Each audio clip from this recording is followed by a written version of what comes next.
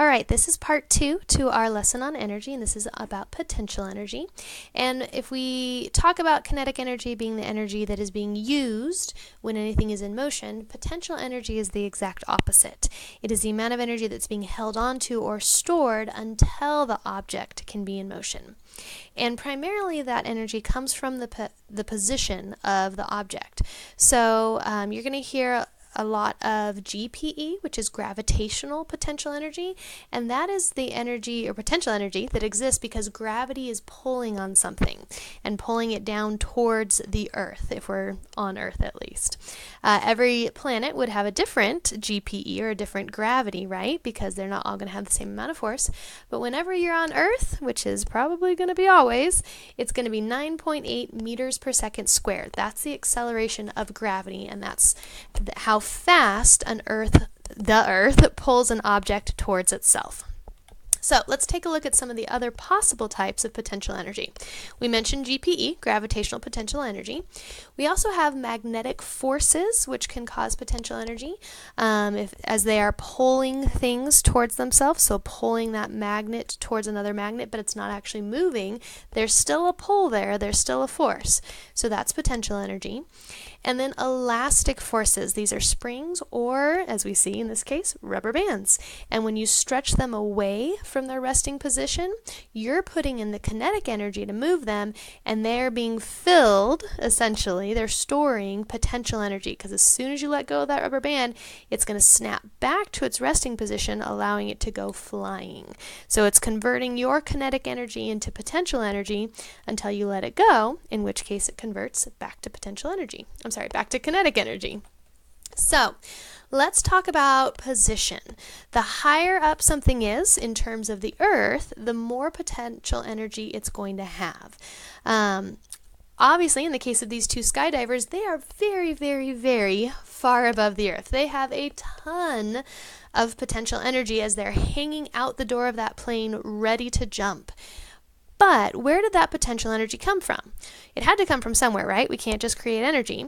And in this case, it came from the airplane that flew them up to that position. So it lifted them that far above the Earth. And until they start moving on their own, as they're standing there at the edge of the door, they are full of 100% potential energy. The minute they jump out, that starts to convert to kinetic energy, right? Because they're in motion. And the closer and closer and closer they get to the Earth, the less and less potential energy they have, and the more and more kinetic energy. So it transfers back over to kinetic energy the more they're moving.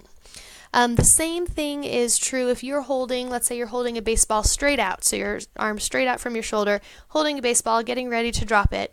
It is 100% potential energy, 0% kinetic energy. You're providing the kinetic energy that moved it to that position, but as soon as you stop, there's no more kinetic energy, right? Nothing's moving, and it's all potential energy. When you let go of that baseball and it starts to fall, it loses and loses potential energy and starts gaining kinetic energy. So until something is in motion, it is full of potential energy. So let's talk about things that stretch. In the case of this rubber band that we have here, as that person pulled it back to let it go, they put in the kinetic energy to put it in position. That filled the rubber band with potential energy, and as soon as they let go of the rubber band, it became kinetic again because it started to move. So it very quickly transferred from potential back into kinetic. Stretching like that with a rubber band or a spring is one way to put something into potential energy. But if we look at our example of a rubber band ball here, or if you've ever had just those squeeze toys, when you squeeze them, you're also filling them with potential energy because they want to bounce back to their original shape. We call that their resting position. So you put in the kinetic energy to squish that stress ball, but as soon as you let it go, it becomes kinetic energy as it moves back into its original position. It's not necessarily moving across the room, but the material itself is moving back outward. And so you're getting that transfer of potential energy back into kinetic energy. So, magnets, how do they work? If you've ever learned about magnets, you know that they have a north pole and a south pole, and those poles are opposite to each other, and it just talks about the forces. So a north pole will pull or be attracted to a south pole. Think about opposites attract. It's very true for science. So a north and a south are attracted together. But if this was a north pole and north pole, they're alike. They're not going to be attracted. They actually push each other away.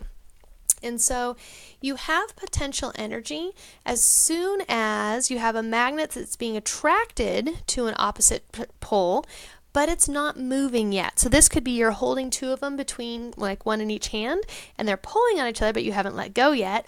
Or they're already touching and they're already magnetized together. They're still pulling on each other, so there's still potential energy. They're not moving, so it cannot be kinetic energy. So as soon as they start that motion of moving towards each other, it turns into kinetic energy.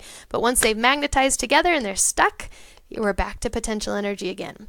Same thing if you had two magnets that are oppositely charged. When you try and put them together, they tend to push each other apart.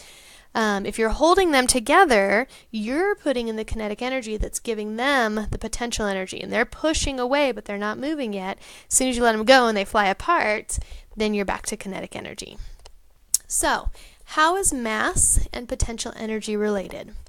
It's the same as kinetic energy. When you increase the mass, you increase the potential energy, because the more matter or amount of something you're trying to move or not move, the more energy it's going to store. So if I was back to the example of holding a baseball straight out from my arm, I've got, baseball's pretty light, a small amount of potential energy that I'm using to hold that baseball still.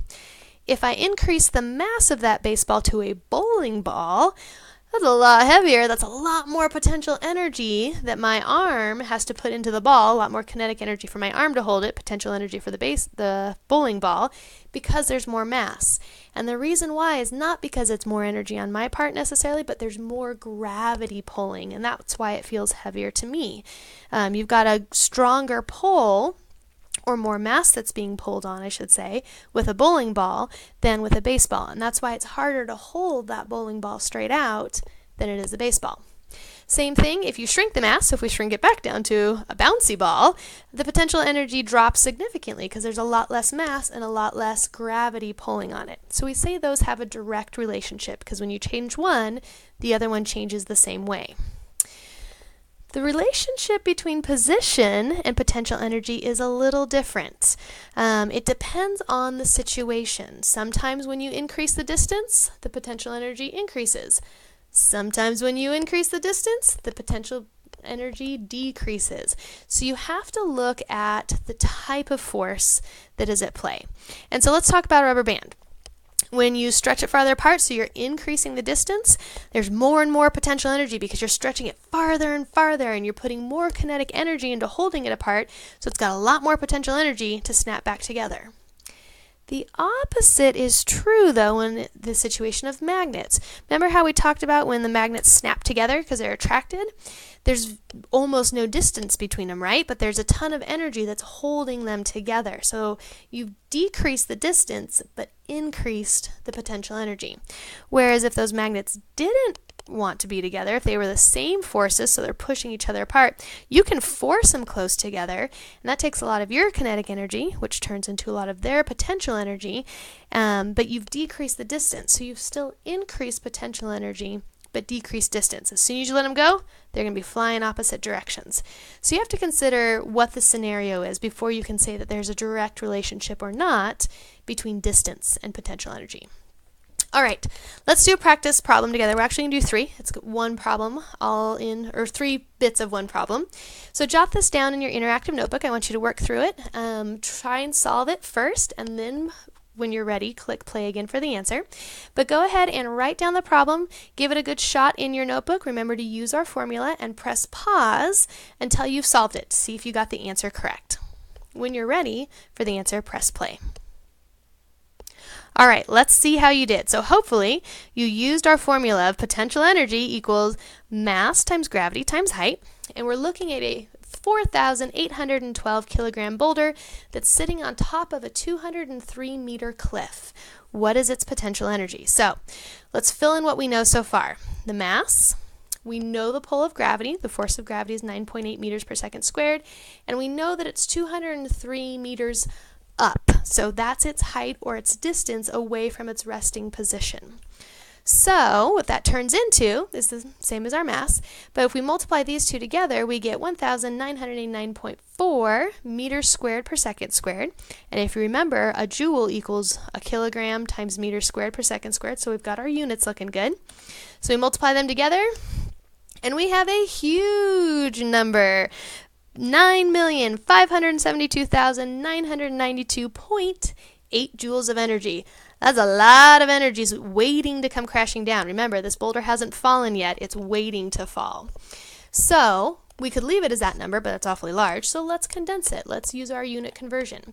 So instead, we have 9,572.99 kilojoules. We divided by 1,000 because kilojoules means 1,000 joules. If you remember kilo, our prefix from the metric system, it applies here too. But notice we don't have any decimal points here or here, so we, for significant figures, can't keep that decimal point. So we round up because the 9 rounds to a 10, the 9 here rounds to a 10, so we end up with 9,573 kilojoules. Is that what you got? Hopefully. Let's try part 2 of the question. The boulder has begun to fall. Oh no. What is its potential energy when it reaches 75 meters above the ground? So it started at 203. It's already fallen over halfway down. What is its potential energy now? So go ahead and pause the video, solve it on your own, and then press play when you're ready for the answer. All right, so you should have used the same formula as we used before and filled it in pretty much the same. We still have the same mass. Nothing has broken off of the boulder yet. Gravity is still pulling on it, but instead it's only pulling from 75 meters because we only have 75 meters left to fall. So here's our mass, here's our acceleration. We're moving at 735 meters squared per second squared. And then that means we've still got 3,536,820 joules of potential energy left. Or if we convert that to kilojoules, we do end up with a decimal. Remember, kilojoules is divided by 1,000. So we round that up because, again, we don't have any decimal points here, and so we have to stick with our whole numbers for significant figures. So we end up with 3,537 kilojoules left. So it's fallen over halfway, but it still has a potential energy of 3,537 kilojoules. That's a lot of energy. So let's do the last piece of it. What is the potential energy of the boulder as it smashes into the ground? So here it is, completely smashed. Does it have any more height to fall? It doesn't, right? It's resting in its resting position. So gravity could still be pulling on it, and it is, because Earth is always pulling on it. It was the same mass. I mean, we lost a little bits and pieces here, but we'll say they're all together at least. So we've got the same mass, but our height is 0. So that means automatically we have 0 potential energy. There's nowhere for it to go. There's no energy that's lifting it away from its resting position, so it has 0 potential energy. Does that make sense? Hopefully. So what I'd like you to do is I have 1 or 2 more things to show you in the video, but after that is done, I'd like you to pop on over to the notes and finish the last few practice problems before you take your quiz for this section. All right, so the last thing to talk about is how kinetic energy changes into potential energy. And a roller coaster is the perfect example, because when you're at the height of the coaster, you have 100% potential energy. You're not moving, right? There's that fear factor of I'm pausing, but I'm not falling yet. And then as you start to fall, when you're about halfway down, your potential energy, you've already gone half the distance. So it drops to 50%, but your kinetic energy rises to 50% because you've picked up half your movement. Then when you're at the bottom, there's no potential energy, but you're in full motion, so you've got 100% kinetic energy, and then you start to swing back upwards. You've gone a little bit of a distance, so you have a little bit, 25% potential energy, but only 75% and 75% kinetic energy because you're still in motion. So as it ebbs and flows, as your distance changes, you can see how the potential and energy fluxes back and forth between the two. So go ahead and pause this video. Actually, it will finish in a second, and I would like you to go back and finish the potential energy practice problems, and then you'll move on with the lesson. Good luck.